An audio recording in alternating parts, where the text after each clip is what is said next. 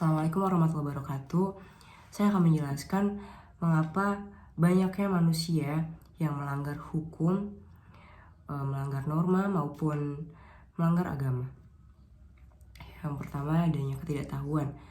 Alasan ini sebenarnya alasan klasik karena seseorang melanggar hukum adalah dengan alasan yang tidak tahu adanya aturan hukum. Karena setiap tindakan manusia ada aturan yang mengaturnya. Apalagi jika negara sudah menyatakan dirinya negara hukum, alasan ini tidak membebaskan seseorang dari saksi hukum. Kemudian ada tidak mau tahu.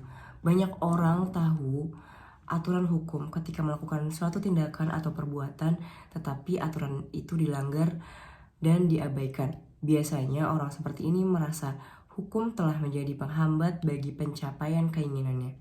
Sepanjang tidak ada yang mengusik atau merasa aman-aman saja, ia akan terus melakukan dan ia baru berhenti saat perbuatannya ada yang melaporkannya atau tertangkap petugas hukum dan diproses secara hukum. Tindakan orang serupa ini tergolong perbuatan melanggar hukum yang mendasar karena ada unsur kesengajaan. Kemudian ada tidak mampu mengendalikan diri. Sabar adalah sebagian dari iman, tetapi seseorang melanggar hukum karena tidak sabar sehingga tidak mampu mengendalikan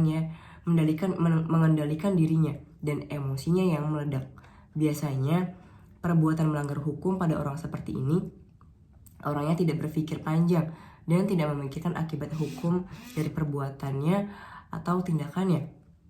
Bagi orang serupa ini, urusan hukum belakangan. Yang terpenting baginya, ia harus memuaskan dan salurkan emosinya terlebih dahulu.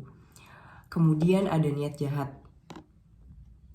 Tuntutan hidup atau pencapaian target atau untuk meraih sebuah kesempatan sehingga banyak orang mencari jalan bagaimana ia bisa mencapainya. Orang seperti ini biasanya akan melakukan perbuatan melanggar hukum ketika ada yang menjadi hambatan bagi dia untuk mencapai tujuannya. Mencari celah-celah hukum yang bisa dimanfaatkan biasa menjadi harta karun bagi orang seperti ini. Kemudian ada sudah terbiasa. Orang yang sudah biasa melanggar hukum bukan lagi hal yang aneh dan merepotkan bagi untuk kembali melakukan pelanggaran tersebut. Meskipun sudah pernah mendapat sanksi, tetapi sanksi yang pernah ia terima itu bukannya membuat dia sadar, melainkan ia makin paham dan mahir untuk melakukan pelanggaran hukum tersebut lagi, melakukannya lagi. Kemudian karena ada kesempatan. Pada prinsipnya manusia terlahir baik dan dinilai-nilai kebaikan itu ada dalam diri setiap manusia. Dan manusia pada umumnya cenderung berbuat baik atau melakukan yang baik-baik. Tetapi karena ada kesempatan atau peluang, ia pun melakukan suatu perbuatan yang melanggar hukum. Pelanggaran hukum dengan alasan adanya kesempatan cenderung datang tiba-tiba ketika melihat objeknya. Kemudian ada membela diri. Alasan melanggar hukum dengan dalil membela diri merupakan alasan yang tidak kalah seringnya dijadikan seseorang untuk menghalalkan segala perbuatannya. Hukum sendiri sebenarnya memberikan tempat khusus bagi orang yang melanggar hukum karena alasan membela diri, dan bila alasan membela diri itu bisa dibuktikan dan sesuai dengan ukuran timbangannya yang diberikan hukum, orang tersebut ada kemungkinan terbebas dari ancaman hukuman, tetapi alasan membela diri tidaklah semudah diucapkan karena banyak hal lain yang terkait dengan perbuatan melanggar hukum yang bersangkutan. Kemudian ada memilih ketentuan hukum yang menguntungkan. Karena ada banyaknya sistem hukum yang berlaku, maka seseorang memilih salah satu ketentuan dari sistem hukum yang ada. Misalnya dengan hukum agama, seorang laki-laki boleh punya istri dari satu, tetapi hukum negara tidak memperbolehkannya kecuali ada alasan yang sah. Maka orang tersebut tetap meneruskan niatnya kawin lagi dan ia dengan sadar melanggar hukum negara. Kemudian tidak setuju dengan ketentuan hukum. Alasan ini jarang terjadi, tetapi bila diselidiki mungkin pernah terjadi. Alasan melanggar hukum dalam konteks ini lebih merupakan berkaitan dengan prinsip yang dianut oleh orang ya. Tetapi ia tidak dapat dijadikan alasan pembenar karena setiap aturan hukum yang dibentuk tidak bisa memuaskan setiap orang. Artinya, jika suatu hukum sudah dibuat dan disepakati oleh lembaga yang sah dan berwenang, maka setiap orang harus mematuhinya.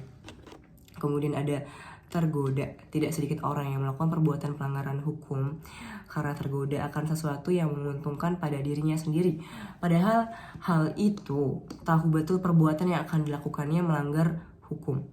Perbuatan melanggar hukum dengan alasan tergoda ini bisa berkombinasi dengan alasan-alasan yang lain.